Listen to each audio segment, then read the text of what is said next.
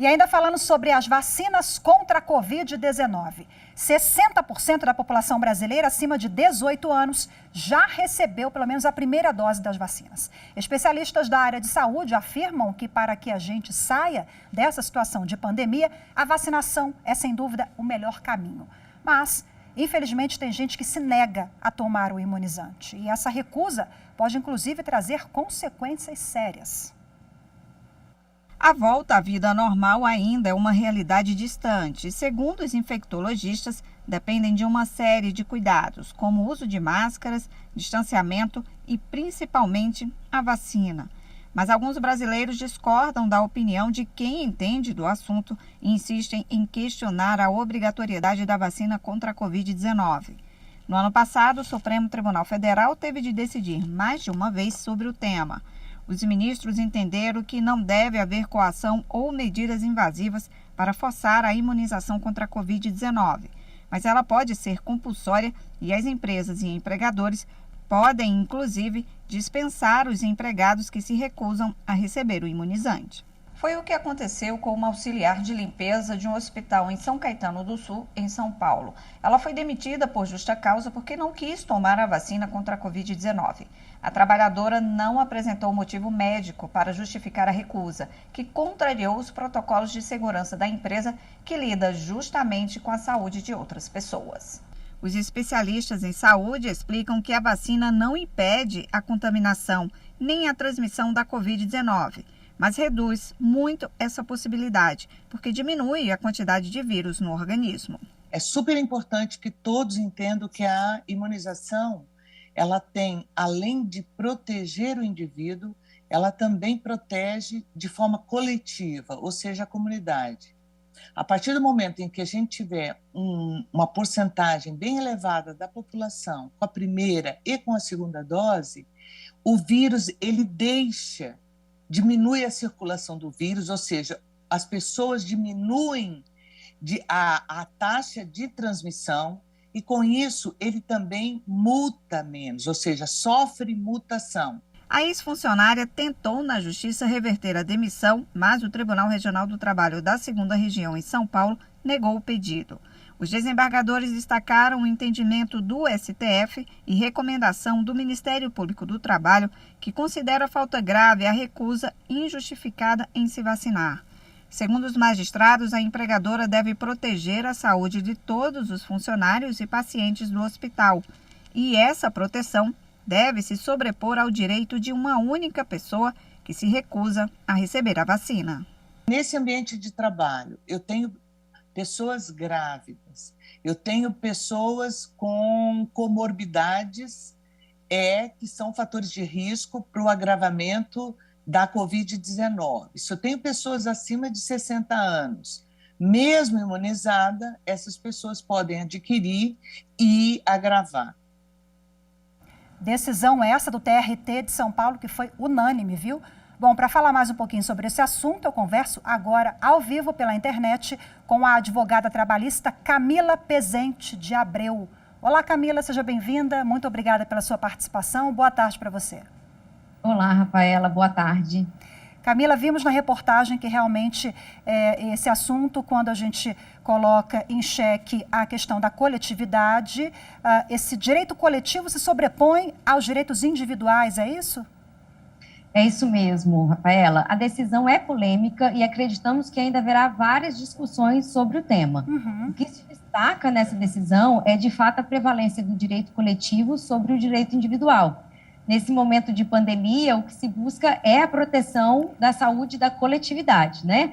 Tanto é assim que, em fevereiro de 2020, foi editada a Lei 13.979, que dispõe exatamente sobre as medidas que podem ser adotadas para enfrentar essa emergência da saúde pública, né, decorrente do coronavírus. A lei, ela traz claramente que o objetivo é a proteção dos interesses da coletividade. A interpretação da lei nos leva a esse entendimento da possibilidade de exigência da vacinação, né, a vacinação de forma compulsória, e a validade, inclusive, de aplicação de penalidades aos trabalhadores que se recusarem a se vacinar. certamente que surgem vários debates, né, se tais medidas estariam afrontando a vida privada ou a escolha do trabalhador.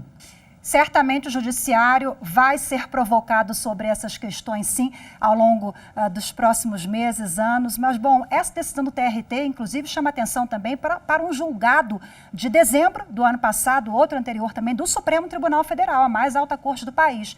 Quer dizer, as chances de uma decisão na contramão desse entendimento é pequena, né? Isso mesmo. O STF já foi provocado a respeito da vacinação compulsória para o combate do Covid-19 e se seria ou não constitucional essa exigência por parte dos empregadores, assim como se haveria alguma ofensa à privacidade e à intimidade do trabalhador. O entendimento da Suprema Corte foi no sentido de que o interesse do coletivo supera a escolha e a vontade individual do trabalhador. Ainda mais se tratando de uma medida que tem como intuito erradicar uma doença a nível global, né, sendo legítima essa exigência por parte do empregador. É claro que, mesmo com esse entendimento do STF, de obrigação da vacina pelo trabalhador, cada caso deve ser analisado individualmente. Uhum. Se o trabalhador justificar clinicamente por que não pode tomar a vacina, por exemplo, porque agravaria uma doença de um estado delicado que ele possui, colocando em risco a sua vida, a recusa da vacinação ela não poderia ser um motivo de aplicação de uma penalidade ao contrato de trabalho, como é a demissão por justa causa. Né? Doutora Camila, falando sobre essas questões no que se refere às exigências da empresa, né? O trabalhador, se ele está num trabalho presencial, ele precisa seguir, sim, essas regras, né? E acho que quem está em home office também, independentemente, né, as exigências da empresa, está ali no contrato. Então, é bom deixar claro isso também, né? E na relação de emprego, as duas partes, empregador e empregado, eles têm obrigações. Cabe ao empregador adotar as medidas de segurança e medicina do trabalho. No caso da pandemia, a limpeza constante do ambiente de trabalho, o fornecimento de álcool em gel, máscara, a medição de temperatura, os afastamentos das mesas e várias outras medidas, né? Tudo com o objetivo de preservar a saúde do trabalhador. De igual modo, o trabalhador também tem obrigações a cumprir com as normas de segurança e medicina do trabalho. Desse modo, por ser uma vacinação comprovadamente um dos meios seguros e eficazes para o combate da pandemia, daí é que surge a obrigatoriedade, sendo passível de punição caso o empregado se recuse a adotar essa medida. Temos esse exemplo aí da justa causa com a trabalhadora que se negou a tomar vacina agora e as penalidades para a empresa que não cumprir as exigências, né? As medidas sanitárias, de distanciamento do funcionário, enfim, o que fazer, quais são as alternativas para esse trabalhador? Exato, a obrigação por ambas as partes, né? É importante destacar nessa decisão do TRT de São Paulo, que a aplicação da justa causa para auxiliar da limpeza de hospital, a empresa comprovou nos autos que ela orientou a trabalhadora sobre a importância da vacinação.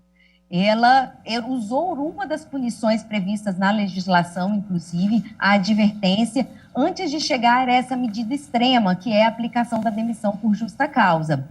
Mas a sua pergunta é ótima com relação também às obrigações do empregador. O empregador também sofre punições quando ele descumpre com as suas obrigações.